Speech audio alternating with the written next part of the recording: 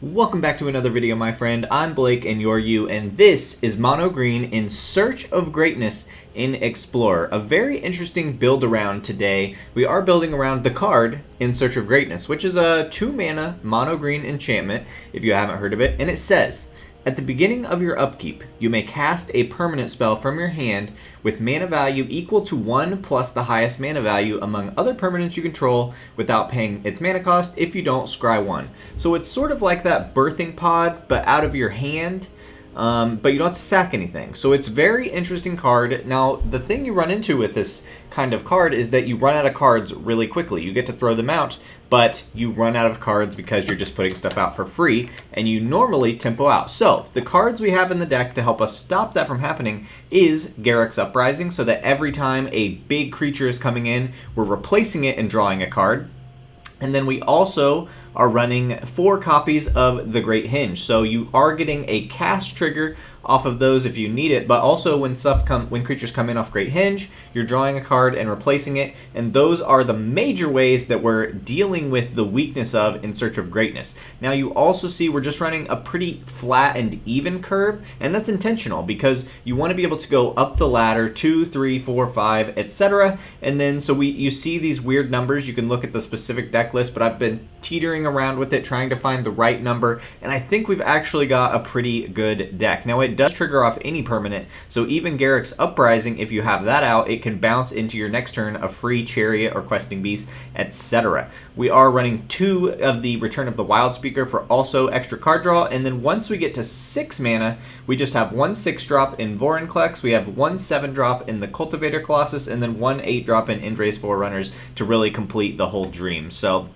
I'm excited to show you guys the deck. Just a couple other pieces. We're running 2 Destiny Spinner. Just a nice 2-drop. In Search of Greatness, the thing also to note is they only triggers off other permanents, so you can't play this on turn 2 and then get a free 3-drop. So it's a little clunky around those early turns, but boy, once you get it going, does it have the chance to slap. So 24 basic lands, just keeping it real simple. I think we're ready to go. Let me show you what this deck can do. Okay, jumping into our first game, not a bad start at all. Turn 2 In Search of Greatness into turn 3 Uprising is a pretty solid start.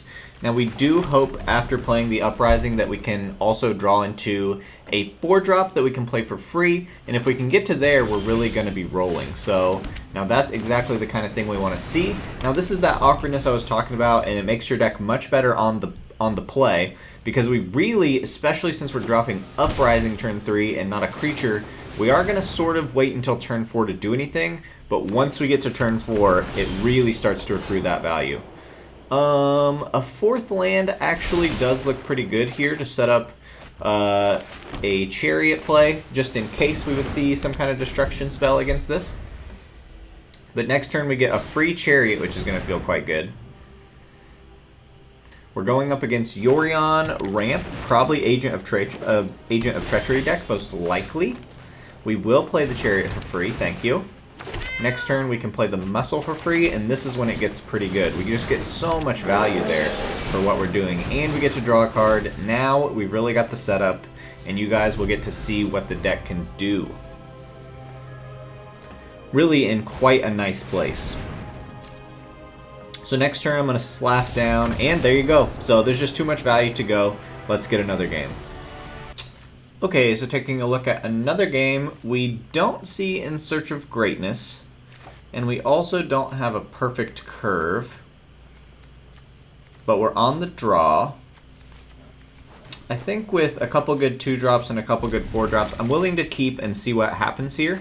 I don't have enough reps with the deck just yet to know how aggressively you mulligan for the greatness. It certainly is the primary thing you're looking for. I think we're just going to go setup versus this would be a little more aggressive, I think. Okay, we're probably going up against Doom Foretold, which Chariot will be a good response to.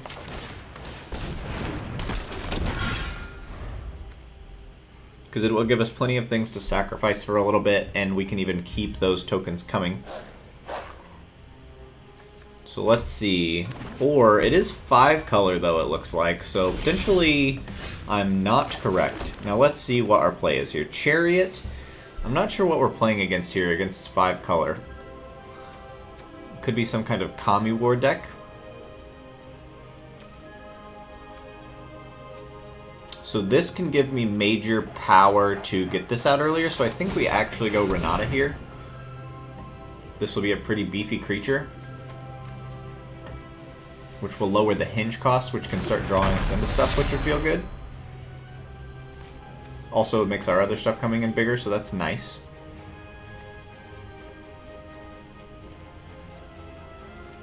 Let's go ahead and get our attack trigger. He's probably got something ready for us.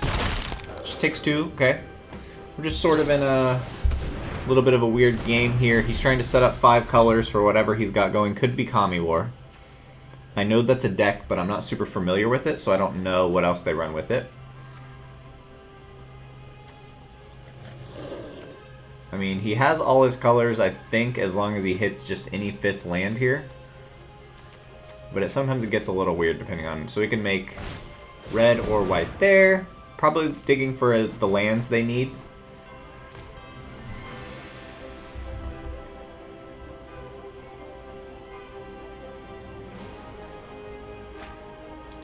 All we've seen so far is a growth spiral in the iteration and the oath.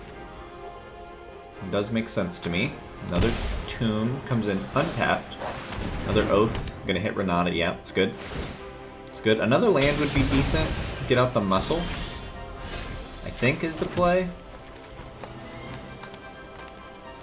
That only gets buffed. I guess it gets buffed 2/2 plus another 2/2, which is interesting. We also could go Chariot and get the Chariot token set up. I think Chariot's pretty good because it also, if they would have another Oath of Kaya, would be pretty decent response to that. So I think that's a decent play. Protects itself against any board wipes too.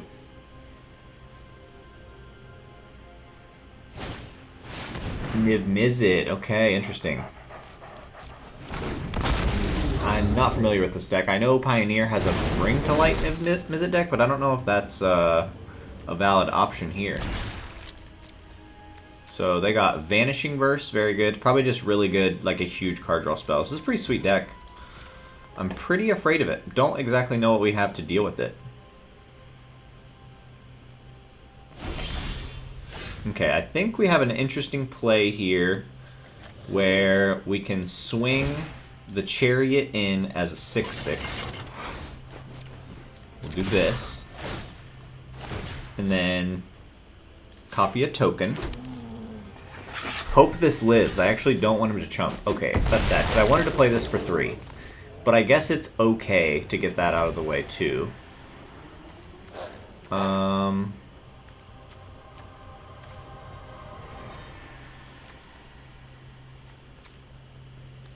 Let's play Muscle.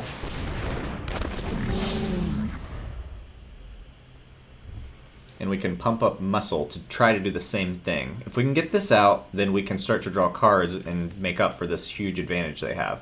We have a lot more permanents, but I'm nervous that they're going to have some kind of crazy board wipe. But most likely, I mean, even just this hitting the Muscle is also pretty good and makes sense for them to do soon. They also could just have another Niv. Niv is just a sweet card. 5 mana, 6/6 flyer that draws you like 2 to 8 cards or something wild like that, depending on your draw. Probably usually get like 2 to 4. And they're just gonna obliterate both of these, aren't they? Okay, that's fine. That's fine. Seeing another Henge there is not my favorite thing. I guess we just hold back Renata. It doesn't help us too much at the moment. I'm gonna get in for 6, which is pretty good. If we can just get this out, we'll be alright. Having 2 in hand is a little sad. Not familiar with this one. Ooh, seems pretty good.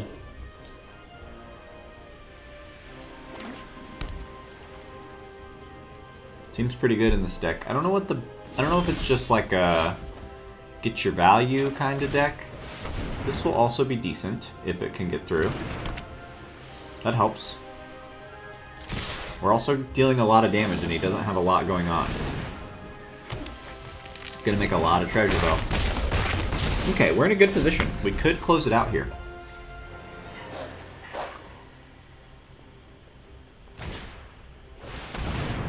Okay, he probably hits this, which is sad because then this doesn't enter as a 4 power.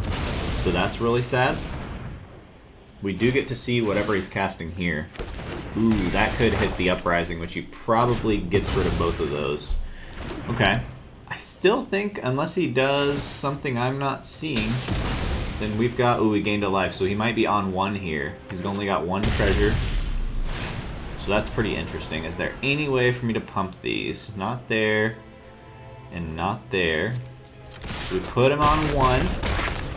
We'll just play the hammer. And see what he can do. He needs a whole board wipe.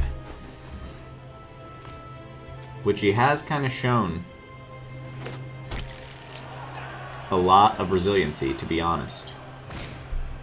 Okay, he's digging. Should be pretty fine here. He could run, a card like Dam.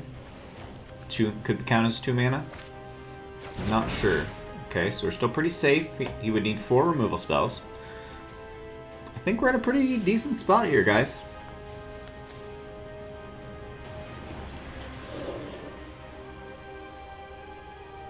He could string together several things. Yeah, that's probably his best option. But even this still puts us in a pretty good spot. The revealed cards... Ooh, he does have Deafening Clarion. That's what he needs. Okay, he did find the Clarion, I'm sure. Nicely done. Nicely done. Okay. Well then, we're just trying to sneak something by here. It's unfortunate. This is quite unfortunate. Renata getting removed so many times and just staying as a 2-drop actually hurts us so much in pairing with the Great Henge. We just need to sneak something through, though. Ooh, this is going to be so hard to beat now at this point. We're going to play it out and see if we can snatch it somehow. Hurry. But without much removal, too. It's probably not going to make it. We'll probably draw land. It feels like we've missed a lot of land drops. And that's still not enough to play this either. Yep, that just feels like that's what's going to happen. We'll still play it out. I mean, being at 1 life, like, you just need even 1 mistake from them. And you can sometimes pull it out. Like, if there's a chance we get to 8 and slap in with a 7/7 haste trample, could be enough. He is going to start gaining life off the Celestis, which is unfortunate. Well, let's go ahead and see what happens. You know what? I mean, I feel like this is an actual deck that is a meta thing. In some ways, maybe not, but I feel like it's so specific he's, you know, net decking here, and the fact that we're putting the pressure on makes me think that this deck has some potential. Has some potential for sure. We haven't seen any other creatures, so I mean, we still have a pretty, like, a several turn clock, potentially.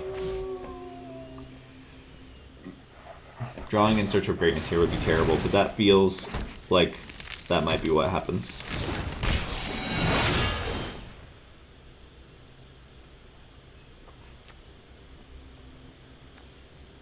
Interesting deck. I think I would have fun playing it.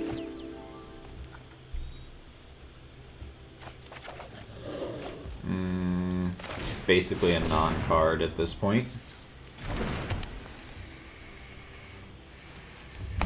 He's got 6 damage, he's got 8 damage. We've got 1 more turn to draw something meaningful. Or we lose. Don't know what we could draw. Hurry.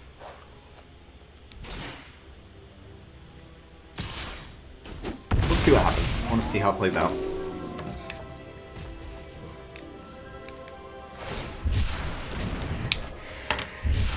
Excuse me.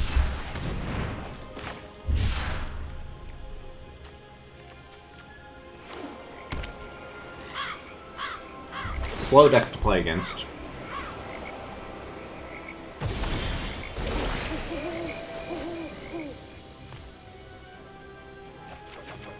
Okay, that's game. Still a good one to show. The deck's alright, we're hanging in there. Okay, so trying to get one more good game in here before dinner. I think this could be it. We can go In Search of Greatness and then into an Uprising, or potentially, depending on how we're feeling, we even go turn 3 Spinner, because that lets us play a Uprising for free. So that's an option at this point, for sure. Definitely going to go turn 2 Greatness, because that feels good. Yeah, I think I'm leaning towards turn 3 Spinner, because then that goes right here for free.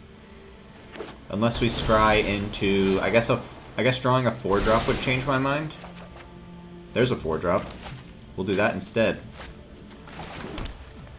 Turn 4 freebie on the beast feels pretty good, I think. Plus it's going to draw a card, so we're going to really get rolling. See a World Tree deck. Probably 5 colors again. Probably wouldn't run this without having 5 colors. Yeah, we're going to play that for free. You know it.